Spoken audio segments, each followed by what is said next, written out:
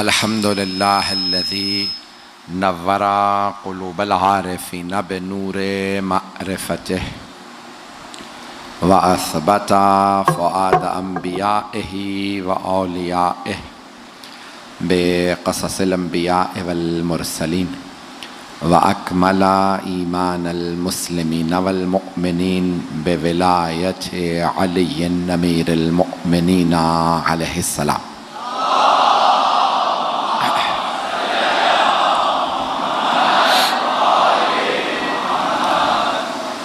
والصلاة والسلام والتحیۃ والاکرام علی افضل الموجودات العبد المؤید والرسول المسدد المصطفى الامجد المحمود الاحمد اعنی ابا القاسم محمد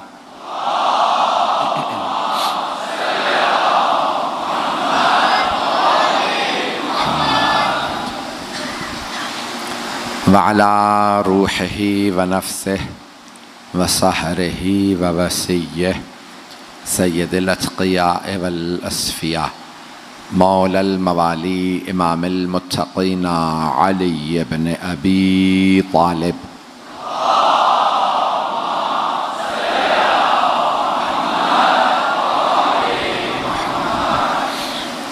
وعلى أوصيائه لا سیما بقیت اللہ فی الارضین روحی و رواح العالمین لتراب مقدمہ الفدا واللعنۃ الدائمۃ علی اعدائہم اجمعین من الآن الی قیام یوم الدین.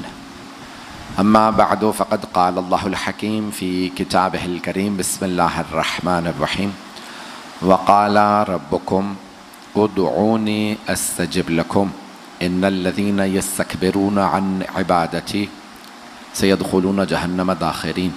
صدق اللہ العلی العظیم. صلوات.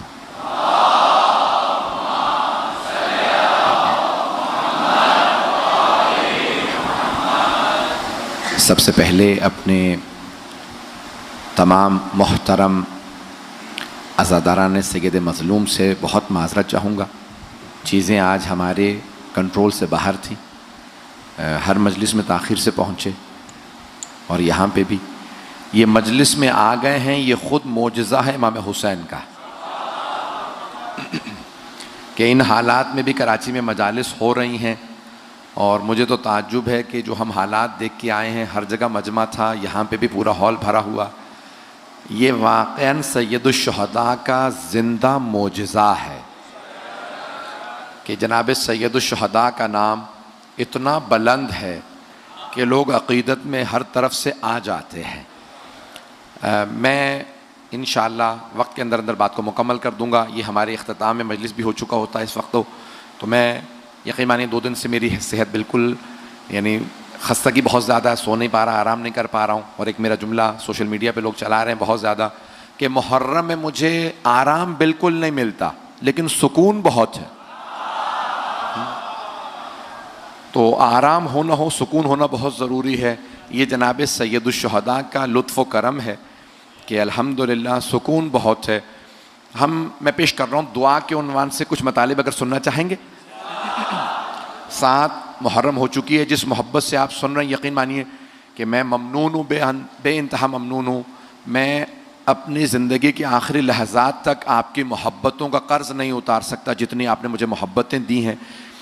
تو یہ دعائیں عجیب و غریب ہیں. انسان کی زندگی میں ناممکن کو دعا ممکن بنا دیتی ہے. لیکن معصوم فرماتے ہیں صدقہ دے کے دعا مانگو, دعا جلدی قبول ہوتی ہے. اور جب صدقہ آپ دے رہے ہوتے ہیں نا تو وہ صدقہ جو پیسے کی شکل میں یا کسی بھی شکل میں ہو وہ آپ سے کچھ کہہ کے جاتا ہے. سننا چاہیں گے کیا کہتا ہے؟ تو آپ معصوم فرماتے ہیں کہ جب آپ صدقہ نکالتے ہیں نا تو صدقہ کہتا ہے تیرا شکریہ, میں حقیر تھا تو نے عزت دے دی, میں فنا ہونے والا تھا تو نے مجھے بقا دے دی. پتہ نہیں لوگ ہیں یا نہیں. میں دنیا کا تھا کیونکہ دولت دنیا کی ہے, تو نے مجھے اللہ کا بنا دیا. پتہ نہیں لوگ ہیں یا نہیں ہیں. کہ جب دولت یہ انسان صدقہ نکالتا ہے نا تو کئی چیزیں، کہا مجھ میں کوئی برکت نہیں تھی، تو نے اللہ کے نام پہ خرچ کرنے سے مجھ میں برکت دے دی۔ مولا علی کہتے ہیں نہج البلاغہ میں، جب راہ خدا میں کچھ دو، جتنا دے سکتے ہو زیادہ سے زیادہ دے دو۔ گلا میرا اذیت تو نہیں کر رہا آپ کو؟ آواز سمجھ میں آ رہی ہے سب کو؟ مولا کہتے ہیں زیادہ سے زیادہ دے دو، راہ خدا میں جب دو تو زیادہ دے دو۔ کہا مولا کیوں؟ کہا کیونکہ تم جس کسی کو بھی دے رہے ہو وہ دنیا میں لیے پھر رہا ہے تمہارا، آخرت میں تمہیں ملے گا۔ میں سوچ رہا تھا مجھے وضاحت کرنی پڑے گی، بھئی آپ لوگوں کا حسن سماعت بہت بلند ہے، تو مجھے کئی شہروں سے لوگ کہتے ہیں مولانا کئی مرتبہ ہمیں جملہ سوچنا پڑتا ہے، کراچی والے جملہ مکمل ہونے سے پہلے پہنچ جاتے ہیں۔ اب میں ایک جملے اس کی تھوڑی سی وضاحت کر دوں۔ دو افراد سفر میں ہیں، مثال کے طور پہ ہوائی جہاز کا سفر ہے، کراچی سے اسلام آباد جا رہے ہیں، تو ایک صاحب کہتے ہیں مولانا جتنا سامان دینا چاہے مجھے دے دیجئے، اسلام آباد پہنچ کے آپ کو واپس کر دوں گا۔ اب انسان کوشش کرے گا زیادہ سے زیادہ سامان اسے پکڑا دے، نہ مجھے سامان اٹھانا پڑے گا، نہ یہ ساری زحمتیں، اسلام آباد پہنچ کے مجھے ہی سامان مل جائے گا۔ مولا فرما رہے ہیں جو راہ خدا میں دیتے ہو وہ ختم نہیں ہوتا، تمہارا ہی رہتا ہے۔ جن کو دے دیتے ہو وہ دنیا میں اٹھائے پھر رہے ہیں، آخرت میں تمہیں ہی پلٹ کے آ جائے گا۔ آپ نے غور فرمایا؟ تو اسی لیے کہا جاتا ہے کہ جب بھی مانگو تو راہ خدا میں کچھ دو۔ کچھ لوگ دیکھ نہیں پا رہے ہیں اس لیے بے شک پیچھے کر دیں، اس طرح سے کہہ رہے ہیں میری طرف تو ہے، نظر آ رہا؟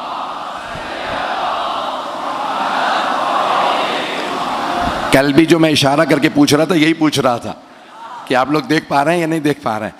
تو عزیزان گرامی، ہمارا تو یہی حال ہے نا، دیوار آ جائے، عربی میں کہتے ہیں حائل، اردو میں بھی استعمال ہوتا ہے حائل، تو اب یہ عربی کا لفظ ہے، حائل اگر آ جائے تو جماعت ٹوٹ جاتی ہے۔ حائل ہونا، مردوں کی جماعت ٹوٹ جاتی ہے، خواتین کا پھر بھی اتصال ہو جاتا، تو حائل نہیں ہونا چاہیے۔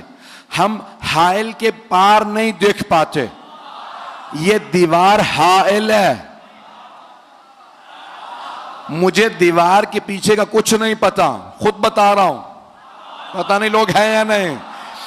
ہم حائل کے پیچھے نہیں دیکھ پاتے، کہیں پہ بھی کوئی چیز حائل آ جائے، حتیٰ دیوار نہ ہو، پردہ ہو، حائل کے پیچھے نظر نہیں آتا۔ حائل کوئی بھی چیز ہو سکتی ہے۔ ہم ایسوں کو امام نہیں مانتے جنہیں حائل کے پیچھے نظر نہ آئے۔ بہت پیارے انداز سے سن رہا ہے۔ ایک اور جملہ، نام نہ کہلوائیے گا، خدا را پہنچ جائیے گا۔ ایک جملہ پیش کر رہا ہوں آپ کی محبتوں کی نظر۔ ہم ایسوں کو امام نہیں مانتے جنہیں چاولوں کے نیچے بوٹی نظر نہ آئے۔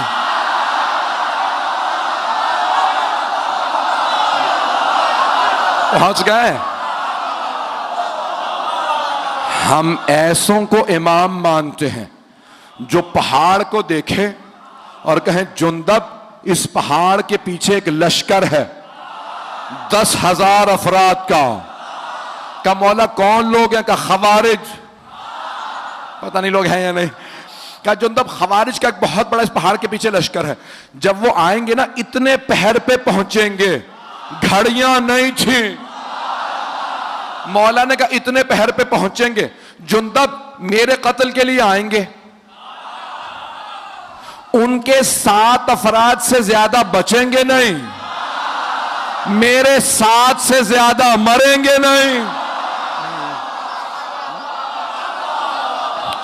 کہا جندب جنگ دکھاؤں گا، ان تمام خوارج کو مار دوں گا، صرف 7 افراد بچیں گے، بھاگ جائیں گے، باقی سارے میرے ہاتھوں مارے جائیں گے۔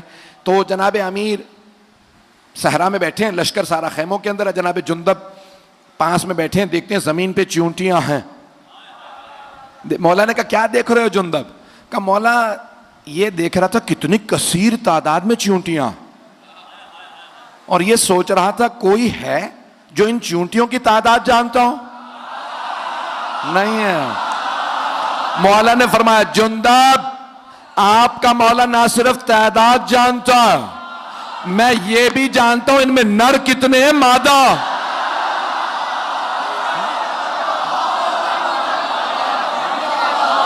غور فرما رہے ہیں.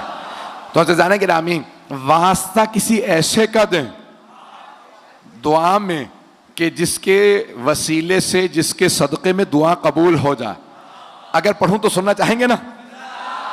تو عزیزان گرامی اب جناب امیر نے کہا کس طرح سے مانگو، اور مانگنے کا مولا نے انداز بتایا. ایک آدمی خانہ کعبہ کا غلاف پکڑ کے کہہ رہا تھا پروردگارا میرے گناہ اتنے بڑے ہیں تو معاف نہیں کر سکتا. غلاف کعبہ پکڑ رکھا خانہ کعبہ کے اندر. پروردگارا میرے گناہ بہت زیادہ، رو رو کے میرے گناہ بہت زیادہ، تو کبھی نہیں معاف کر سکتا. مولا نے کہا تیری ماں تیرے غم میں بیٹھی. اس نے مڑ کے دیکھا، کس نے کہا؟ دیکھا مولا علی. کہا یا علی ایک تو میں توبہ کر رہا ہوں رو رو کے، اور آپ مجھے بددعا دے رہے ہیں کہ تیری ماں تیرے غم میں بیٹھے. مولا نے کہا تو نے توحید کا انکار کر دیا. نہیں ہے لوگ کہ تو نے توحید کا انکار کر دیا. کہا یا علی کیسے؟ میں تو اللہ سے دعا مانگ رہا ہوں کہ میرے گناہ. کہا جب تو کہہ رہا ہے نا کہ تیرے گناہ اللہ سے بڑے ہیں، نہیں ہیں، تو تو نے اللہ کا انکار کر دیا. اللہ کہہ رہا وَالرَّحْمَتِ وَسِعَتْ كُلَّ شَيْءٍ، میری رحمت ہر شے سے بڑی ہے. یوں مانگ پروردگارا میرے گناہ بہت بڑے، تیری رحمت میرے گناہوں سے زیادہ بڑی. پروردگارا میرے گناہوں کو معاف کر دے. کہ مانگو اس طرح سے کہ یقین ہو. اچھا کچھ جگہوں پہ دعائیں قبول ہوتی ہیں، اور سب سے زیادہ دعا قبول ہوتی ہے حرم امام حسین علیہ السلام. جب آپ گنبد کے نیچے کھڑے ہوں تو وہاں دعائیں قبول ہیں. پہلی دفعہ جو جائے اس کی ہر دعا قبول، اور بعد والوں کی پہلی 3 دعائیں. ہر جگہ پہ ایک دعا کی ضمانت ہے، لیکن حرم سید الشہداء میں 3 دعاؤں کی ضمانت ہے. جو مانگو گے عطا ہوگا. تو حرم سید الشہداء میں دعا قبول ہوتی ہے. اور اگر کوئی نہ جا سکے، توجہ ہے، کسی نے چھٹے امام سے پوچھا کہ مولا میں نہیں جا سکتا، تو مولا نے کہا تو کیا ہوا؟ کربلا کا رخ کرو. توجہ، کہاں وضو کرو، زیارت امام حسین پڑھو اور مانگو. کہ مولا حسین کوئی دور ہو یا نزدیک سب کو دیکھتے بھی ہیں جانتے بھی ہیں. اب کامل الزیارات میں ابن قولوہ نے زیارت کی، یہ جملہ نقل کیا چھٹے امام کا. فرمایا مولا حسین اپنے ہر زائر کو اس کے نام سے حسب نسب سے پہچانتے ہیں. نہیں پہنچا سکا. ہر زائر کو، ہزاروں لاکھوں بلکہ کروڑوں زائرین آ رہے ہیں، مولا حسین ہر زائر کو، ہر عزادار کو نام سے، حسب نسب سے، شجرے سے پہچانتے ہیں. یہ کون ہے؟ کسی پہ صرف ایک نظر پڑتی ہے، کسی پہ مولا کی نظر ٹک جاتی ہے. تو کہا مولا نظر کس پہ رکتی ہے؟ اگر سنتے رہیے گا مکمل کر دوں یا تاخیر تو نہیں ہو گئی زیادہ؟ اگر آپ کہیں تو میں یہیں پہ پڑھوں یا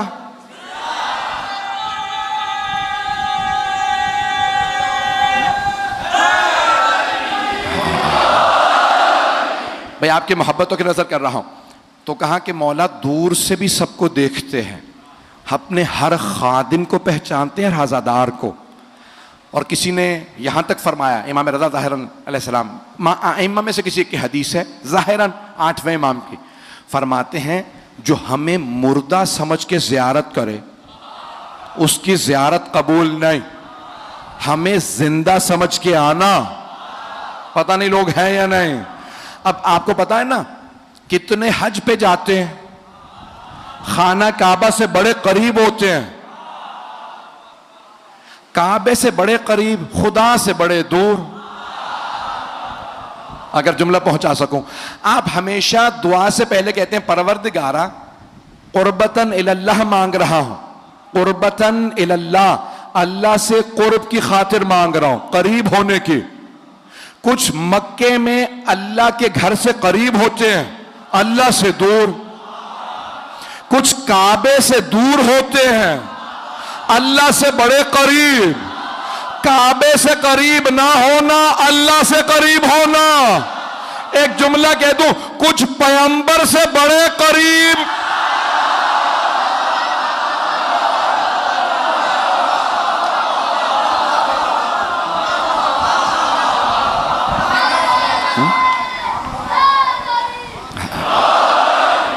بات پہنچ رہی ہے عزیزان کرام؟ تو عزیزان گرامی، کئی مرتبہ ایسا ہوتا ہے کہ کچھ لوگ جسمانی لحاظ سے قریب ہوتے ہیں۔ میں یہاں پہ ایک صرف روایت پیش کر دوں۔ کسی نوجوان نے مجھ سے درخواست کی کہ میں نے، آپ پتہ نہیں کون سے ملک میں پڑھ رہا تھا، تو وہاں پہ آپ نے واقعہ سنا ہے تو پیش کر دیں۔ میں نے کہا ٹھیک۔ عزیزان گرامی، انسان کبھی بھی معصومین کی بارگاہ میں جائے تو انہیں مردہ سمجھ کے نہ جائے، اور اگر مردہ سمجھتا ہے تو نہ جائے۔ میں ایک واقعہ روایت پیش کرنا چاہتا ہوں، بلکہ روایت نہیں ہے، آیات ہے قرآن کی، وہ آیت واقعہ پیش کرنا چاہتا ہوں، سنیے گا۔ اس سے پہلے میں ظاہراً پہلی یا دوسری مرتبہ جب حج پہ گیا، سب کو بتا کے گیا، حاجیوں کو جو مومنین ساتھ تھے، کہ بھئی وہ ہاتھ نہیں لگانے دیتے، جب اندر جانا روضہ رسول پہ ہاتھ نہ لگانا، اشارے سے زیارت پڑھ لینا، ہاتھ لگاؤ گے تو وہ فوراً دھکا دیتے ہیں، روکتے ہیں، اور اگر ہاتھ میں چھڑی ہو تو چھڑی مار دیتے ہیں، اور فوراً آواز دیتے ہیں بدعت۔ سارا موڈ آف ہو جاتا ہے، انسان کا ماحول خراب ہو جاتا ہے۔ تو اچھا، انسان سب کو بتا رہا ہوتا ہے، خود کئی مرتبہ بھول جاتا ہے کہ بھئی یہ روکیں گے، تو میں نے کہیں اب غلطی سے، کیونکہ مجھے پتا تھا یہ فوراً روکے گا، دھکا بھی دے گا، میں نے جیسے ہی زری یا اس دروازے پہ پہنچا جہاں روضہ مبارک حضرت سرور کائنات، تو بلا اختیار میرا ہاتھ ایک دم سے زری کی طرف بڑھا۔ جیسے ہی میں نے ہاتھ رکھے اور چومنے کی کوشش کی، اس نے کاندھے پہ ہاتھ رکھا، کہا مش فائدہ، اس میں کیا فائدہ ہے؟ عربی میں کہنے لگا کیا فائدہ ہے اس میں؟ اچھا، اب میں اس وقت آنکھوں میں آنسو تھے، میں نے کہا بہت، کہا کلم بات کر، آ جاؤ، شرطوں کو کہنے لگا آ جاؤ، ہم اس سے بحث کرتے ہیں، کہہ رہا ہے کہ بہت فائدہ۔ تو میں نے کہا بھئی سن، میں پاکستانی نہیں ہوں، برطانیہ کا پاسپورٹ رکھتا ہوں، مجھے پتا ہے تمہارا باپ کون ہے۔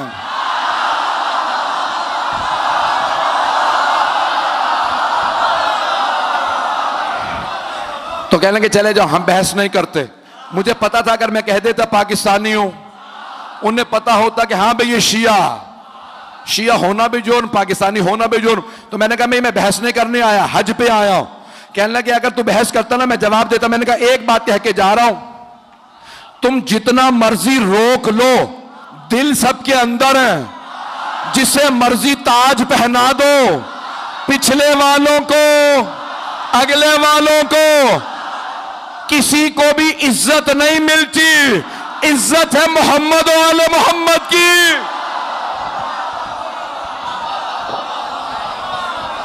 عزت آل محمد کی ہے۔ عزیزان گرامی، سارے مسلمان رکتے ہیں روضہ رسول پہ، جنت البقیع کی۔ اب میں روایت پیش کر رہا ہوں، اگر سننا چاہیں گے۔ وہ کہہ رہے ہیں پڑھتے رہیے، 1:30 بج گیا۔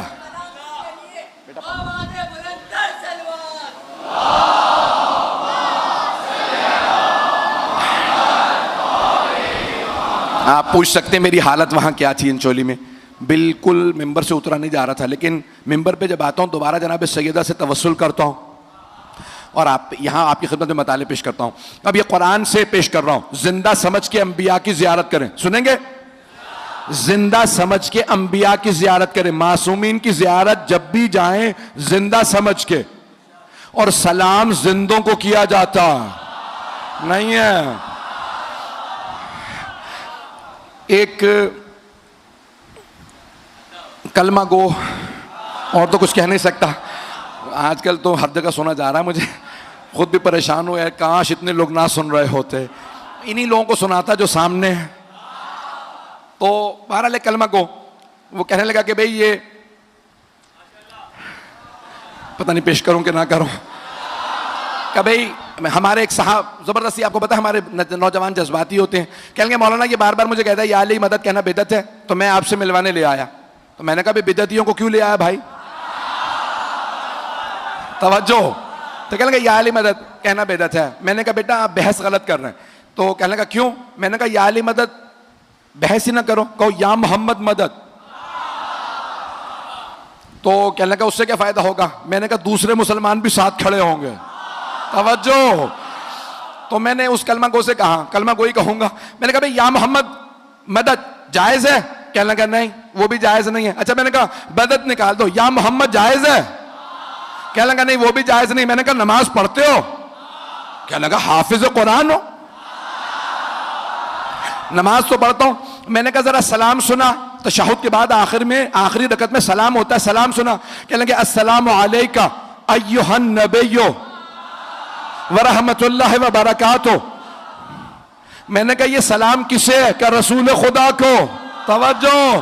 میں نے کہا اس میں کہہ رہے ہو اے نبی یا محمد آپ پہ سلام ہو. اگر یا محمد بدعت ہوتا تو نماز میں کیوں ہوتا؟ کہا نہیں یہ تو رسول خدا نے اپنی زندگی میں کہا تھا اسی لیے ہم کہتے ہیں. تو میں نے کہا آج کیوں کہتے ہو؟ کب اس وقت سے آج تک ریت چلی آ رہی ہے. میں نے کہا جرت ہے تو نماز سے نکال دے سلام. کہا نہیں نماز باطل ہو جائے گی. اگر نماز یا محمد کے بغیر مکمل نہیں, کلمہ محمد رسول اللہ کے بغیر مکمل نہیں, اشہد ان محمدن عبدہ و رسولہ, میں گواہی دیتا. توجہ ہے بھائی, یقین مانے گلے میں طاقت نہیں نہ سینے میں طاقت ہے. میں گواہی دیتا ہوں محمد اللہ کے بندے اور رسول ہیں, تھے نہیں. اگر کوئی کہنا تھے وہ گیا اسلام سے. کہنا پڑتا ہے محمد اللہ کے بندے رسول ہیں. پیغمبر نے بھی یہی پڑھا. صحابہ کہتے تھے یا رسول اللہ, آپ کو کہنا چاہیے میں اللہ کا بندہ اور رسول ہوں. نہیں, آپ کو کہنا چاہیے میں اللہ کا بندہ اور رسول ہوں. میں گواہی دیتا ہوں میں. آپ فرماتے ہیں میں گواہی دیتا ہوں محمد اللہ کے بندے اور رسول ہیں. تو آپ نے فرمایا اس لیے کہتا ہوں تاکہ تم میرے بات بدل نہ دو.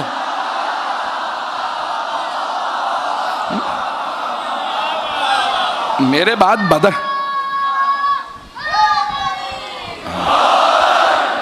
میں نہیں چاہتا میرے بات تم بدل دو, اسی لیے میں اسی طرح سے پیش کر رہا ہوں. توجہ میرے ساتھ رکھیے گا. روزانہ گرامی, اب حضرت عزیر اور عزیرہ کا واقعہ قرآن کریم میں موجود ہے کہ حضرت عزیر ایک بستی سے گزر رہے تھے جس پہ عذاب آ چکا تھا. ساری بستی ختم ہو چکی تھی. خاویۃ علی عروشہا, قرآن کی آیات ہے. خاویۃ, بالکل وہاں پہ عذاب آ چکا, سب ختم ہو چکے, ساری بستی تباہ و برباد ہو چکی تھی. تو جناب عزیر نے ایک سوال کر لیا, کہا پروردگارا یا رب کیف تحیی الموت, تم مردوں کو کیسے زندہ کرے گا؟ اتنے اس بستی میں مردے ہیں. تو جناب عزیر سے اللہ نے کہا اولم تؤمن, ایمان نہیں رکھتے کیا؟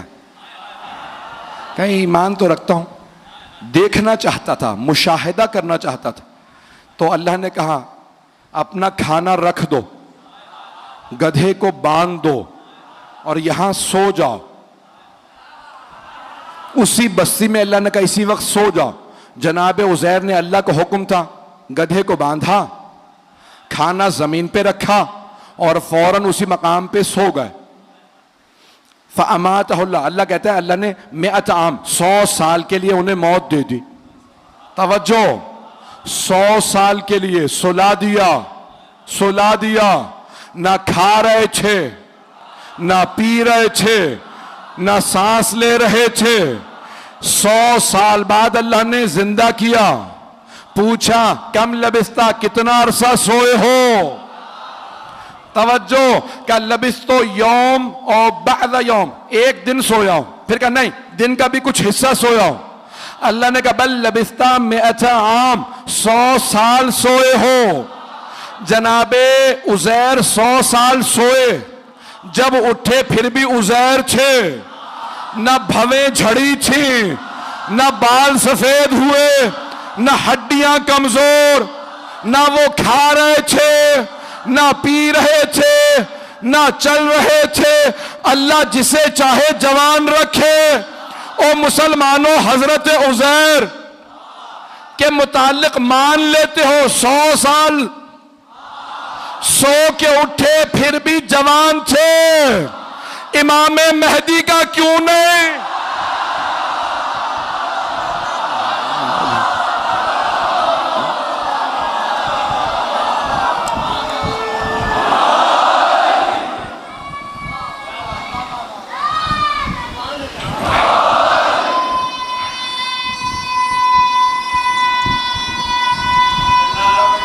ماشاءاللہ.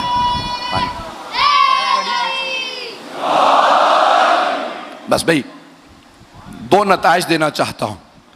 تو جناب عزیر 100 سال بعد اٹھے اور جوان تھے. یہاں تک ہے روایات میں جب گھر گئے نا تو ان کے جڑواں بھائی تھے عزیرہ، تو انہوں نے دیکھتے کہا تمہاری بہت زیادہ شکل ملتی ہے میرے بھائی عزیر سے. تو حضرت عزیر نے کہا شکل نہیں ملتی، میں ہی عزیر ہوں.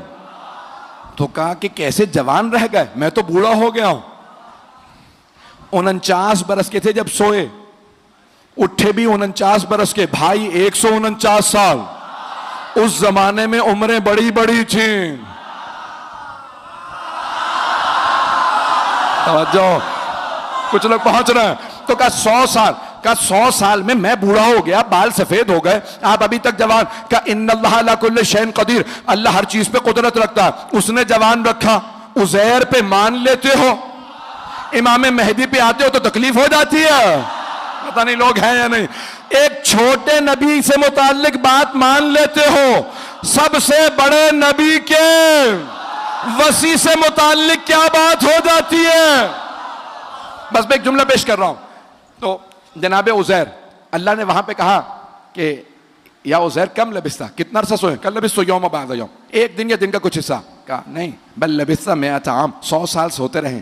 انظر الی حمارک، اپنے گدھے کو دیکھے. وانظر الی طعامک، اپنے کھانے کو دیکھے.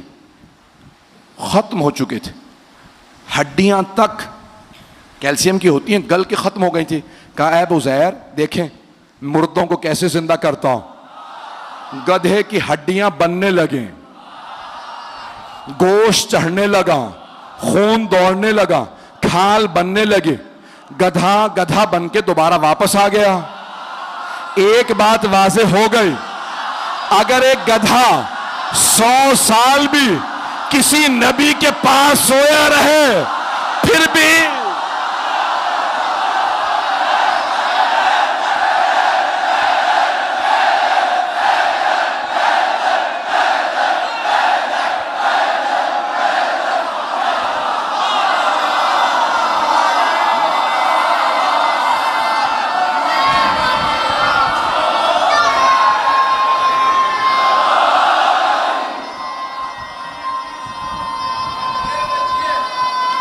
حیدری. توجہ ہے عزیزان گرامی، بات واضح ہو رہی ہے. تو عزیزان گرامی اللہ نے ایک نظام دنیا کے اندر بھیجا ہے. بات پہنچ رہی ہے. تو عزیزان گرامی ایک اور پیش کر دوں. حضرت حذیفہ یمانی. حذیفہ یمانی یہ جو اہل بیت کے قریبی ہیں، حضرت ذو الشہادتین خزیمہ ذو الشہادتین ہیں نا یہ لوگ ذہن میں، بچوں کے شاید ذہن میں نہیں ہے. وہ کہہ رہے ہیں کہ نہیں ہے ذہن میں، بتا دیں. بتاؤں پھر؟ اب آپ لوگ زبردستی پڑھواتے ہیں، یقین مانیں. تو اب حضرت خزیمہ رضی اللہ عنہ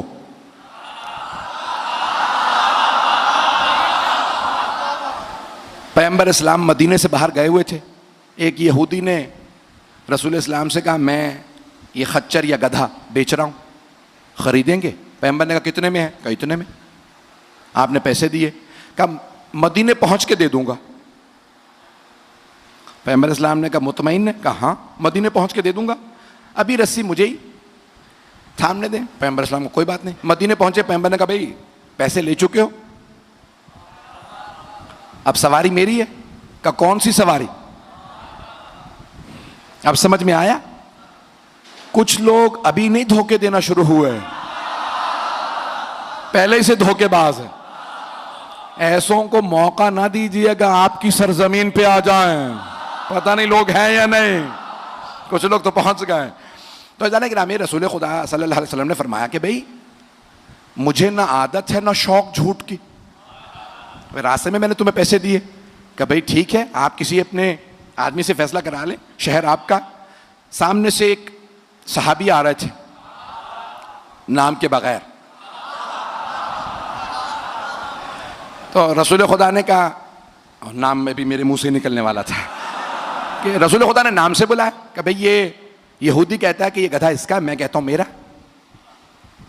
اچھا اب اس نے رسی تھام رکھی ہے جس کے قبضے میں ہو، کہا یا رسول اللہ آپ کے پاس کوئی گواہ ہے؟ رسول خدا نے کہا نہیں گواہ تو نہیں ہے.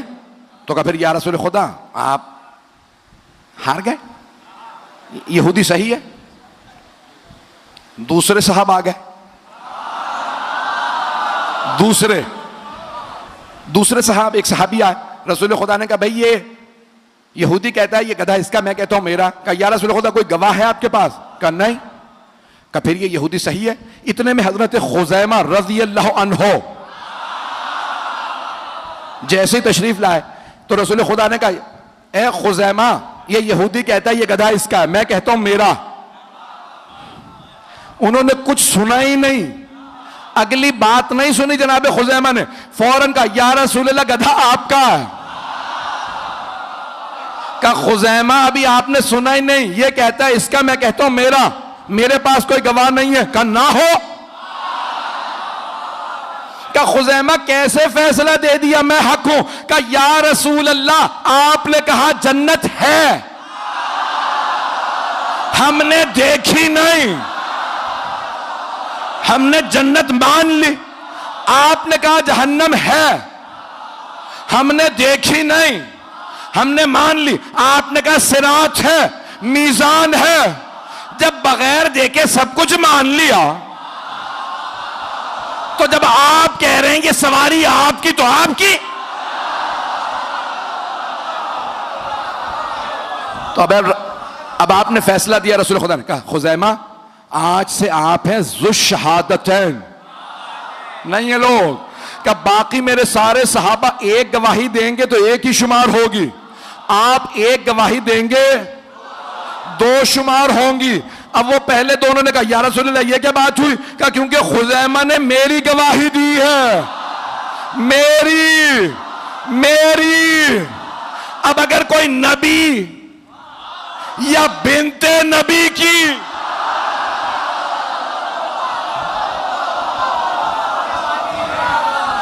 گواہی دے، یہ بڑے بڑے جلیل القدر اصحاب رسول ہیں. حضرت حذیفہ یمانی کہ جن کو امام حسن مجتبیٰ نے یاد کیا ہے، کہاں آج کہاں ہیں وہ حذیفہ یمانی؟ آج کہاں ہیں وہ خزیمہ ذو الشہادتین رضی اللہ عنہما؟ تو حضرت حذیفہ یمانی عراق آ گئے تھے، وہاں ان کا انتقال ہو. میں آخری روایت پیش کر رہا ہوں، سنیں گے؟ وقت ہے نا؟ آخری روایت. تب یہ عزیزان گرامی دعاؤں میں آل محمد کے علاوہ ایسوں کا بھی واسطہ دیں تو دعا قبول ہو جاتی ہے.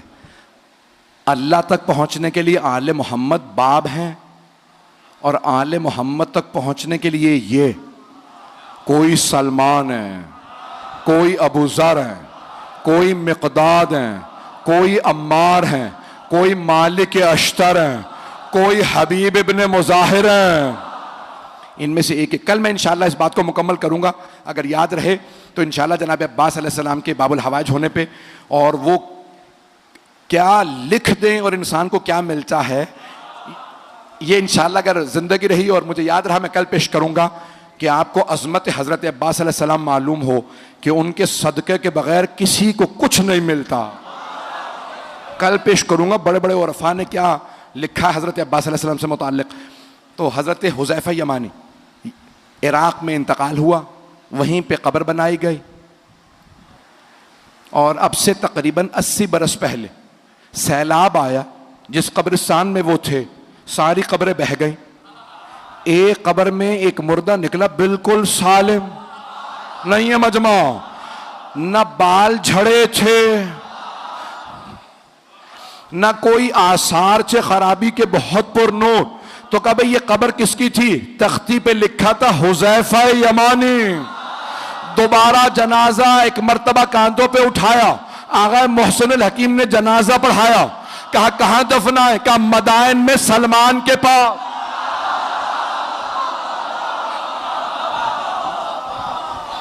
عزیزان گرامی, آل محمد کے ماننے والے مر بھی جائیں تو زندہ رہتے ہیں. بڑے بڑے جلیل القدر ہیں, ان کے ماننے والے ایسے ہیں, ان کے ماننے والے ایسے ہیں. مکمل کر رہا ہوں بحث کو. عزیزان گرامی, آل محمد کے ماننے والے ایسے ہیں کہ اگر آپ ان کی قبور مطہر پہ جائیں تو جسد بالکل صحیح سالم ملیں گے. وقت نہیں ہے اب, اور میں یقین مانیے کہ بس مولا نے مجھ سے پڑھوایا, اور آج مسائل پڑھنا چاہتا ہوں تفصیل سے. 7ویں محرم گزر گئی, خیام حسینی سے العطش کی آوازیں آ رہی ہیں.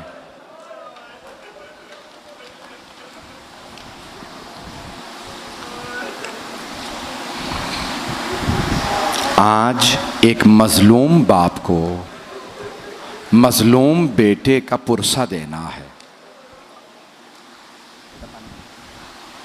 میں پیش کرنا چاہتا ہوں حضرت قاسم ابن حسن کی شہادت. میں نے مظلوم باپ کیوں کہا؟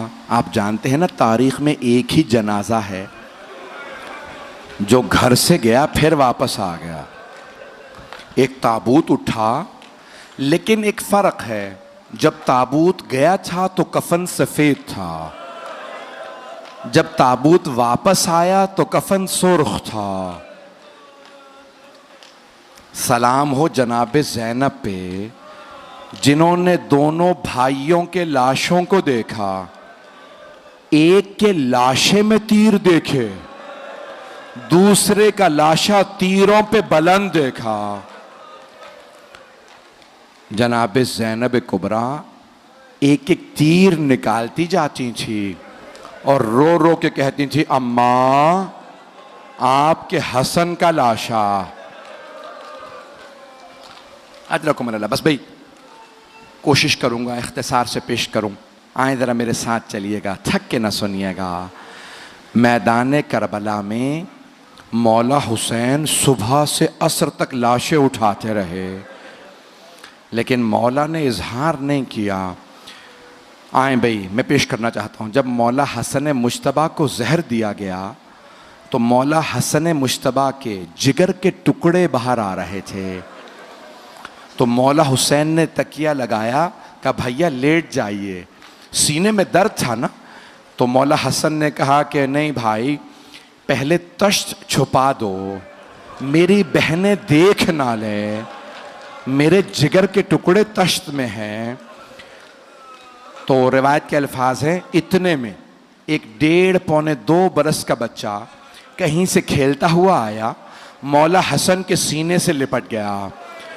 بچے کا بابا سے لپٹنا تھا کہ ایک مرتبہ ماں نے کہا, بیٹا قاسم بابا کے سینے سے اتر جائیے, بابا کے سینے میں بڑا درد ہے. مولا حسن نے کہا, ام فروا قاسم کو میرے سینے پہ رہنے دو. جب قاسم کا سینہ میرے سینے سے ملتا ہے مجھے سکون محسوس ہوتا ہے. میرا دل یہ کہتا ہے مولا حسن کی نگاہوں میں کربلا کا میدان ہوگا اور سینے پہ گھوڑوں کی ٹاپیں ہوں گے.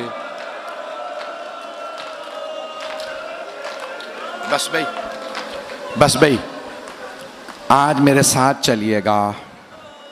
میں جانتا ہوں آپ بہت تھک گئے ہیں, بہت رات ہو چکی, آدھی رات کے بعد کا وقت ہے. میرا دل کہتا ہے ایسا ہی کوئی پہر تھا, مولا حسین کا خیمہ تھا, انصار حسینی تشریف فرما تھے. مولا نے ایک مرتبہ کہا میں سب کو بتا دوں کل کون کون شہید ہوگا. مولا نے شہداء کی فہرست پڑھنا شروع کی. جانتے کس سے شروع کیا؟ کہ عباس کل آپ شہید ہو جائیں گے. پھر ایک مرتبہ مولا نے کہا علی اکبر کل آپ بھی شہید ہو جائیں گے. اونو محمد ابھی مولا سب شہداء کے نام بتا رہے تھے، جناب قاسم کا نام نہیں لیا تھا۔ جناب قاسم کھڑے ہو گئے، 13 برس کے تھے۔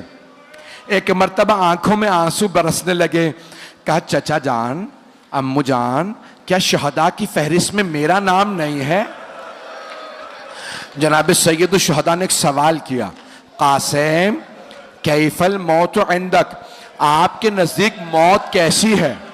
جناب قاسم نے فرمایا، چچا جان، اگر آپ پہ قربان ہونے کا نام موت ہے، احلی من العسل، تو شہد سے زیادہ میٹھی ہے۔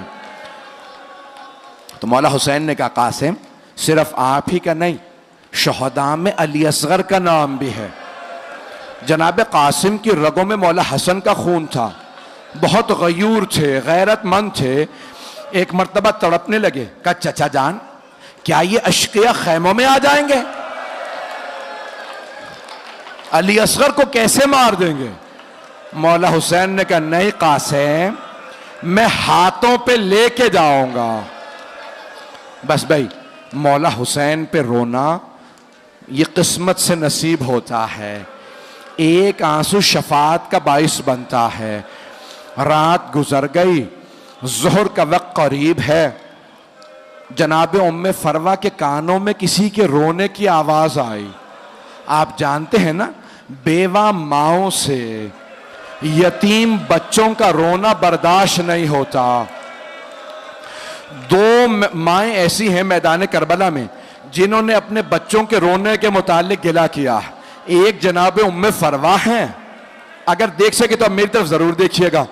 دوسری ماں کا نام ہے رباب۔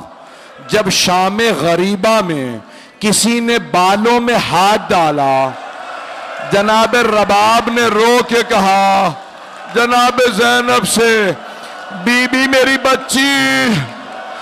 جناب زینب نے کہا، رباب اب مجھے مت دیکھو، میرا عباس نہیں رہا۔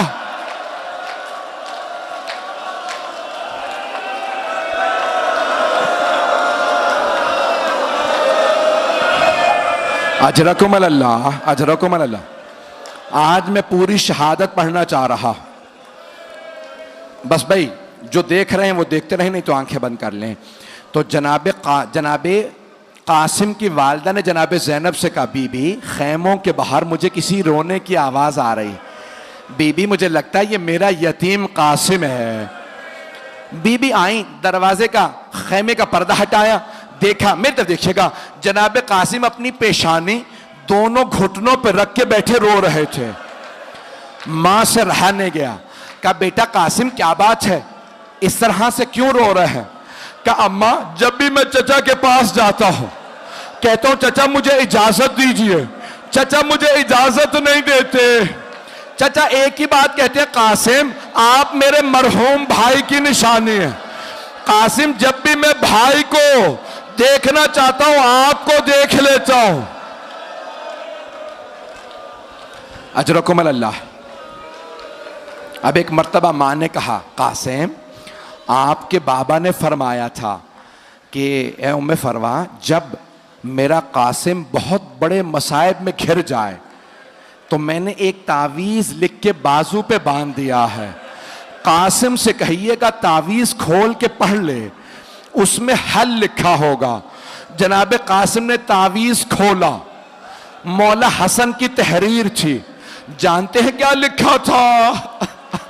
مولا حسن نے لکھا تھا، یا بنیا قاسم، اے میرے لخت جگر قاسم، اذا وجدت امک الحسین غریبا مظلوما وحیدا عطشانا، اے میرے لخت جگر قاسم، اگر آپ اپنے چچا کو تنہا پائیں، غربت کا عالم ہو، مظلومیت کی حالت ہو، اور حسین میرا بھائی پیاسا ہو، قاسم پھر اپنی جان قربان کرنے سے دریغ نہ کیجئے گا، قاسم اپنی جان چچا پہ قربان کر دیجئے گا۔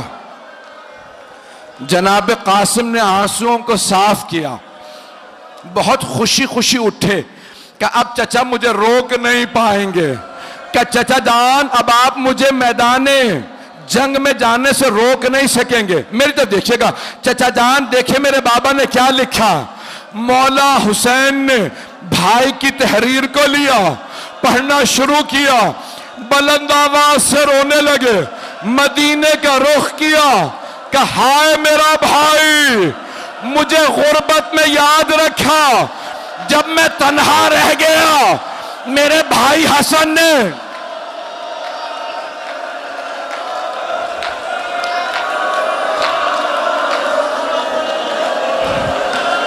اجرکم اللہ, اجرکم اللہ. بس بھائی نام مجھ سے پڑھا جا رہا ہے, نام میں سننے کی طاقت ہے. 2 جملے بس, زیارت ابھی برآمد نہیں ہوگی. 2 جملے آخری. یہاں پہ روضۃ الشہداء میں لکھا ہے جناب قاسم نے مولا حسین کے گلے میں باہیں ڈالی. مولا حسین نے جناب قاسم کے فغشی علیہما, دونوں بلند آواز سے روتے روتے بے ہوش ہو گئے. جب ہوش میں آئے نا مولا حسین نے کہا قاسم میں آپ کو اپنے ہاتھوں سے زرہ پہناؤں گا. زرہ لوہے کی ہوتی ہے, زرہ لوہے کی ہوتی ہے. جب کوئی تیر مارتا ہے نا زرہ روک لیتی ہے, تلوار کا وار زرہ روکتی ہے. اور اگر کوئی گر جائے تو پیروں میں نہ آ جائے, زرہ روکتی ہے گھوڑوں کی ٹاپوں سے. مولا نے زرہ پہنائی, جناب قاسم کو پوری نہیں آئی. دوسری زرہ, تیسری. جناب قاسم ابھی 13 برس کے تھے. کہ چچا جان زرہ رہنے دیں, مجھے بغیر زرہ کے بھیج دیں, مجھے سوار کرا دیں. جناب مولا حسین نے جناب قاسم کو بازو پکڑ کے سوار کرایا. 2 منٹ, جنگ پڑھوں یا رہنے دوں, برداشت کر پائیں گے؟ عمر سعد نے کہا, ازرق نامی پہلوان تھا, ازرق سامنے دیکھ جوان آ رہا, جا اسے قتل کر دے. ازرق نے کہا نہیں یہ بچہ ہے, میرا بیٹا اسے قتل کرے گا. بیٹے سے کہا جا جا کے اس جوان کو مار دے, اس بچے کو مار دے. ایک مرتبہ ازرق کے بیٹے نے تلوار کھینچی, مولا حسین کے آنسو بہنے لگے. ہاتھوں کو اٹھایا کہ پروردگارا میرا قاسم بڑا پیاسا ہے, پروردگارا قاسم بڑا پیاسا ہے. ایک مرتبہ جناب قاسم نے تلوار کھینچی, ازرق کے بیٹے کو 2 ٹکڑے کر دیے. اس نے دوسرے بیٹے کو بھیجا, پھر تیسرے بیٹے کو. جب سارے بیٹے اس کے مار دیے نا, ازرق نے کہا اب میں اس جوان کو خود ماروں گا, اس بچے کو میں ماروں گا. اس نے تلوار کھینچی. جب وہ آیا نا مولا حسین نے کہا پروردگارا وہ 1000 پہلوانوں کا ایک پہلوان شمار ہوتا, میرا قاسم بڑا پیاسا ہے. جناب قاسم نے تلوار کھینچ کے کہا یا علی. ایک مرتبہ ازرق کو پچھاڑ دیا. عمر سعد نے کہا ساری فوج حملہ کرے. ساری فوج نے حملہ کیا.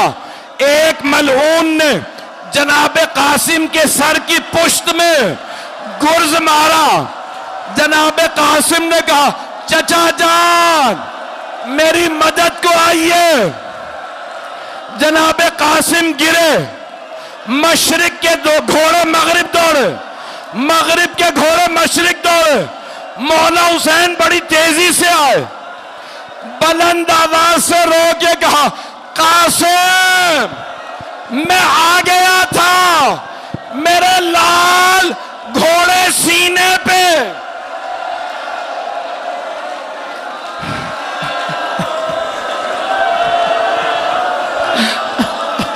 آخری جملہ, جیسے ایک مالی صبح کو پھول اٹھاتا ہے, مولا نے عبا بچھائی, لاشا چنا.